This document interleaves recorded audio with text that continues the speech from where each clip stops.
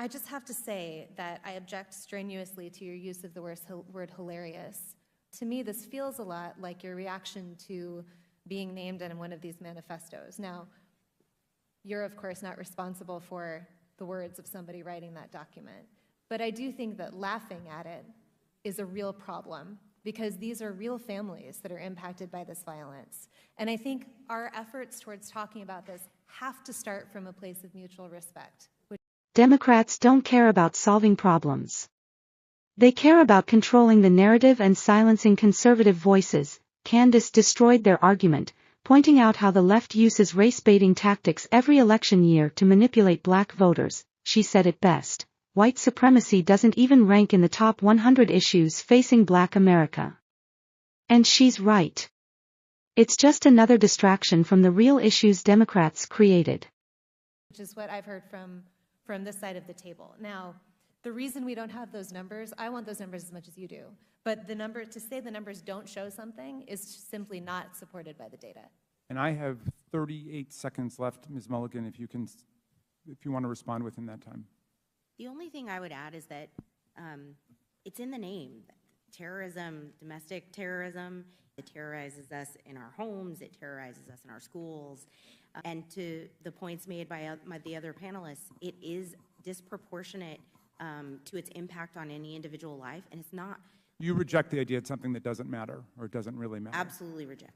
All right, so here's where we are. Every member now has had 5 minutes, and Mr. Clay. So we have 2 members who have not. So I'm going to go to the 2 members who have not yet, and we'll give an opportunity for a closing thought to any member who wants before we go. Am I next to respond, or is Mr. Meadows? I thought Mr. Meadows was Mr. next. Meadows, okay. Mr. Meadows is next, then Mr. Clay, then to you, Mr. Jordan. Ms. Owens, obviously this is a gang up on you. We're giving these witnesses the ability to do a rebuttal on you, and so I find it unfair, Ms. Ballou. I mean, candidly, for you to show mutual respect and then you to go after Ms. Owens, it's not appropriate. So, Ms. Owens, you can have 4 minutes and 34 seconds to respond. However, yield for a second. I'll yield. Thank you. I believe, Ms. Owens, when you used the word hilarious, it was referencing the fact that no one had asked you a question. It wasn't to the subject matter of the hearing. Is that right? That is correct. And to have another witness insinuate something that is just not appropriate, Mr. Chairman, for how witnesses are supposed to behave in front of this committee. I also think you didn't say it doesn't matter about the subject matter of today's hearing. You said there are other subjects that matter as well, and maybe we should spend some time on those. Is that accurate? That is correct, and they matter much, much, much, much more. And I have said that. I said that in my opening, and I will say it again. That white supremacy and white nationalism is ranks nowhere near the top of the issues that are facing black America. And the reason that you are bringing them up in this room is because it is an attempt to make the election all about race, as the Democrats Not in my case, Ms. Owens. I'm sorry. Please do not characterize my motive. Mr. Chairman, it's my time. It's my time. You've got your time, Mr. Meadows. I'll give you 3 more seconds. Every 4 years, you bring up race, and you knew exactly what I meant when I said hilarious, and you just tried to do live what the media does all the time to Republicans, to our president, and to conservatives, which you tried to manipulate what I said to fit your narrative, okay? I was not referring to the subject matter that is hilarious. I said it's hilarious that we are sitting in this room today, and I've got 2 doctors and a missus, and nobody can give us real numbers that we can respond to so we can assess how big of a threat this is. Because you know that it is not as big of a threat as you are trying to make it out to be so that you can manipulate. And the audacity of you to bring up the Christchurch shooting manifesto and make it seem as if I laughed at people that were slaughtered by a homicidal maniac is, in my opinion, absolutely despicable. And I think that we should be above that. To try to assign reality or any meaning to a homicidal maniac writing a manifesto, which, by the way, let the record show, also stated Spyro the Dragon, the child's cartoon, as a source of inspiration. He also cited Nelson. Once again, Democrats are trying to make everything about race, but Candace Owens wasn't having it. She exposed the real issues hurting black Americans: father absence, the biggest crisis in black communities; failing schools caused by liberal policies; abortion, more black babies are aborted than born in cities like New York. And when she called them out, what did the left do? They twisted her words just like they do to every conservative who dares to speak the truth. Mandela as a source of information. I don't think that Nelson Mandela has inspired mosque shootings. You can correct me if you think I'm wrong. You would rather assign meaning to a homicidal maniac than to actually address the things that I said today that are actually harming Black America. Number one, father absence. Number two, the education system and the illiteracy rate. Illegal immigration ranks high, abortion ranks high, white supremacy and white nationalism, if I had to make a list again of 100 things, would not be on it. This hearing, in my opinion, is a farce, and it is ironic that you're sitting here and you're having 3 Caucasian people testify and tell you what their expertise are. Do I know what my expertise are? Black in America. I've been Black in America my whole life, all 30 years, and I can tell you that you guys have done the exact same thing every 4 years ahead of an election cycle, and it needs to stop. I'll yield back. Thank you, Mr. Meadows. And Thank you, Chairman, for the opportunity to testify. I want to testify just as a Black American today, and I want to first start off by saying that white supremacy is indeed real, but despite the media's obsessive coverage of it, it represents an isolated, uncoordinated, and fringe occurrence within America. It's a fringe occurrence that is being used, in my opinion, by Democrats to scare Americans into giving up their votes to a party that can no longer win based on simple ideas, which is why we're seeing so many of these hearings back to back, despite other threats that are facing this nation. I want to reiterate that point. White supremacy is real, just as racism is real, but neither of these ideologies are real in this room. They have become mechanisms for the left to continue to call these hearings and to distract from much bigger issues that are facing this country and which threaten minorities. Much bigger issues that they are responsible for. White nationalism sounds a lot better as a threat than father absence.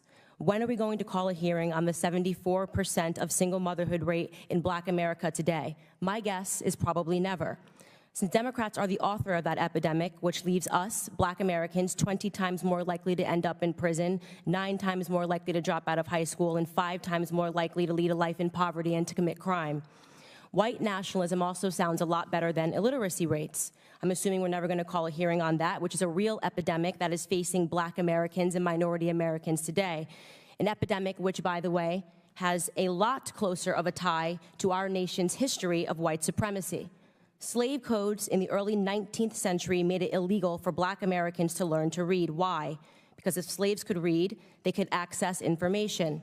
I don't believe that much has changed.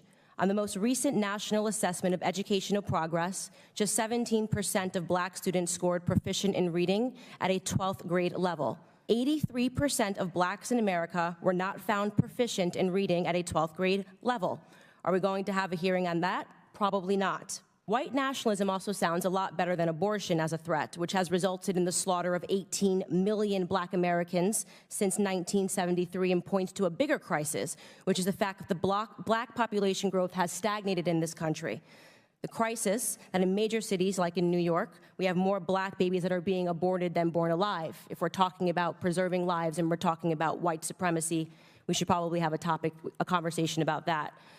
But today, in this room, we're going to see Democrats try to connect the dots to white supremacy and the internet. So the question is why?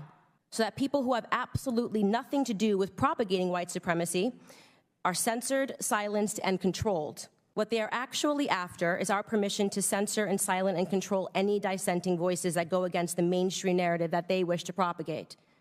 To give a glimpse into just how absurd and expansive the definition of white supremacy has become, I offer to the committee that I have been libeled and smeared by Democrat media cohorts as someone who supports white supremacy. You need but look at me to determine that that just isn't true. Why? Because I routinely say, Black people don't have to be Democrats.